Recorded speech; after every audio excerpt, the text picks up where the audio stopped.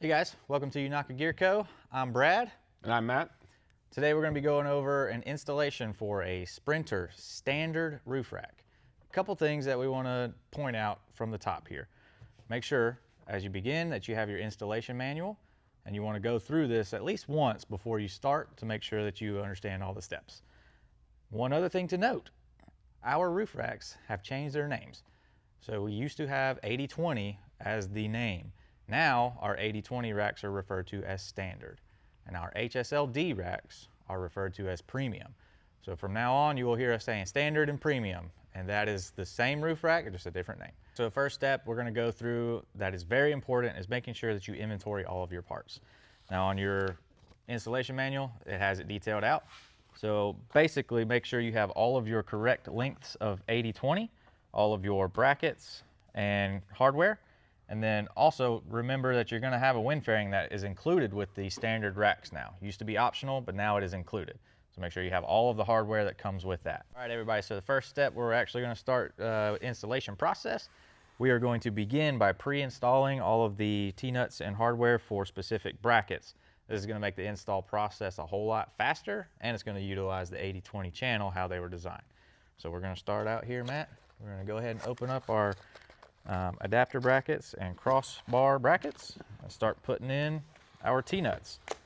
You will see the instructions detail out for your 80/20 adapter brackets, what all to place on there, and then specific pro tip on the crossbar brackets. You will leave off the double T-nut and 2 of the bolts for these. You're going to put those in later, so make sure you don't miss that step.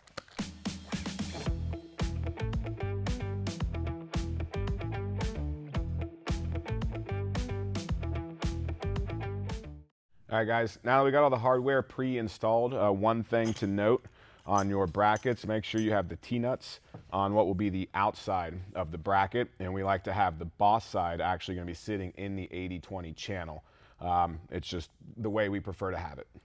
Okay, so now we are going to pre-install the crossbar hardware before we get these up there on the roof. Now one thing to note, remember you will have all of your double T-nuts remaining, and then you'll have 16 3607 bolts that we're not going to use yet. We're going to put those up later. But right now, we're going to install these on the crossbars. Now take note, when you install it, you want the long tab of the crossbar hardware to go in the channel this direction.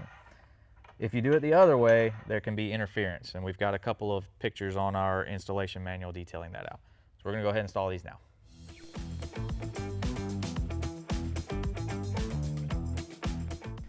All right, pro tip, as you are installing the crossbar hardware, make sure that you pre-install T-nuts that you will need in order to mount things like solar panels or your wind fairing.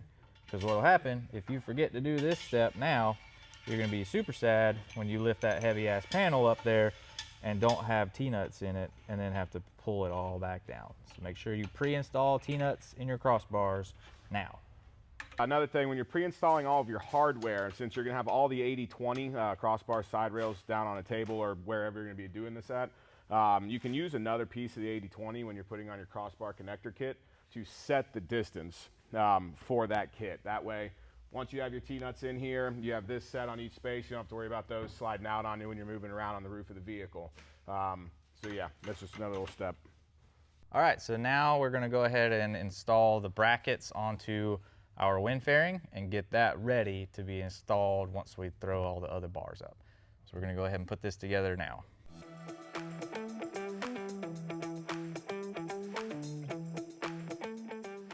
Last step for your wind fairing before you get it up there on the roof and install it.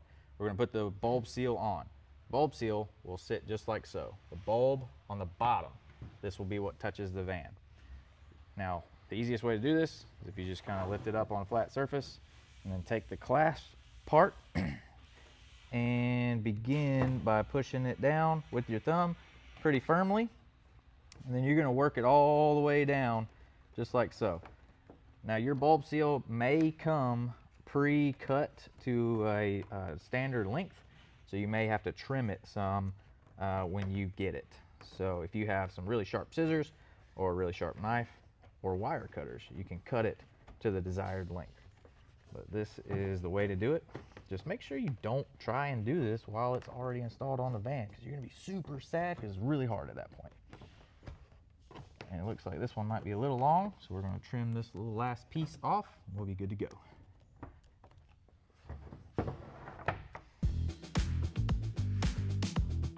So the next step is installing the adapter brackets into your channels.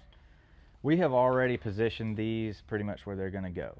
The installation manual actually will tell you the measurements where you need to place them, and the roof identification mark where you're measuring from is in the center of the van. It's a little circle back there.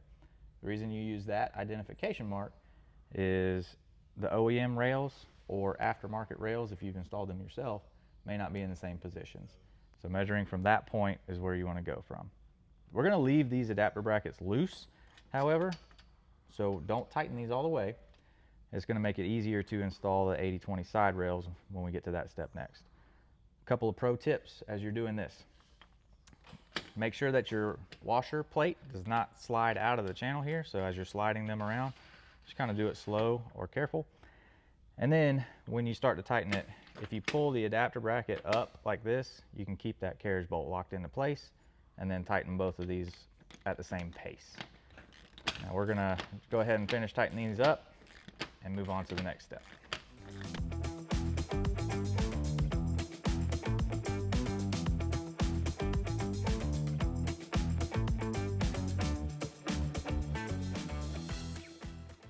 So next we're going to place our splice plate to connect our two side rails, and we're going to put this in the top channel here. Very easy to slide these into place. And one thing that you can note, you are able to put this on the inside channel if you want.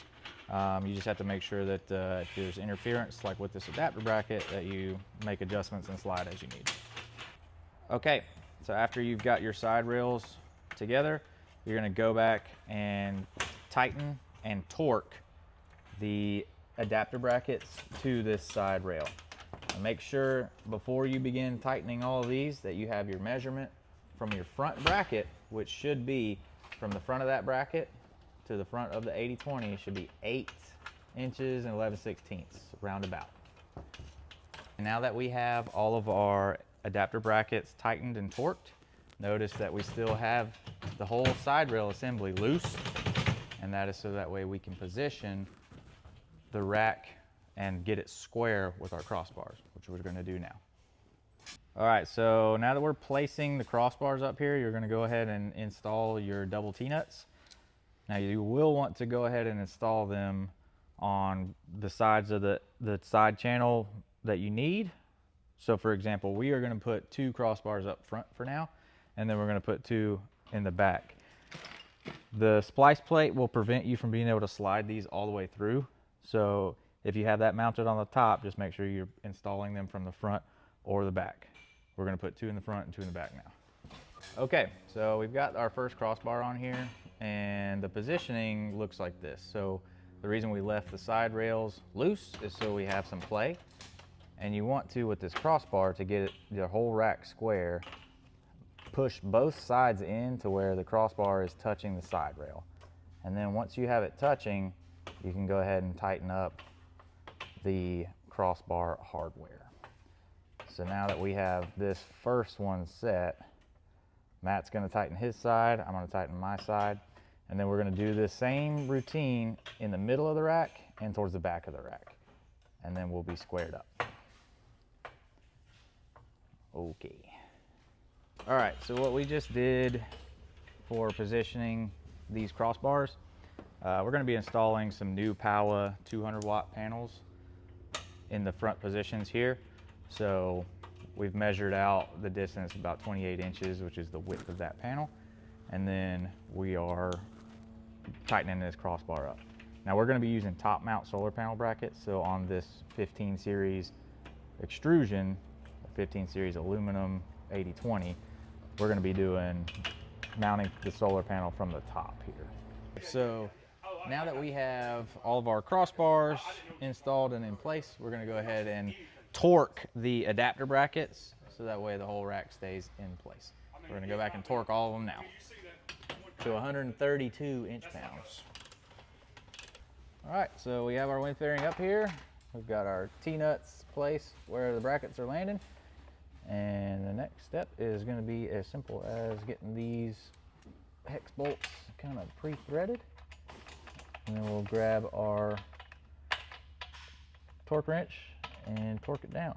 Before you torque anything, make sure you have your wind fairing spacing to where it's lined up and you feel good about it.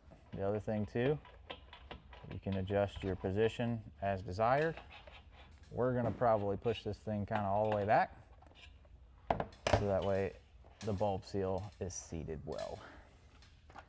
We're gonna go ahead and do this now. All right, one quick pro tip. Before you tighten down your wind fairing all the way, go ahead and put your front end caps on so that way you can still access this bolt. And then once we get this done, we'll torque the wind fairing back down and then we'll put the end caps at the back.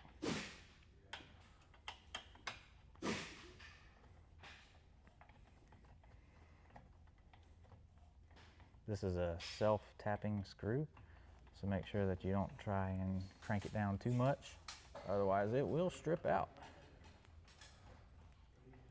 So just get it snug, and there you go.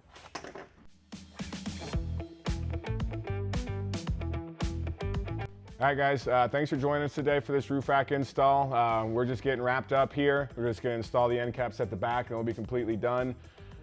Be sure to subscribe to our YouTube channel, like and subscribe. That way you don't miss any content drops in the future or any updates on products. Again, thank you.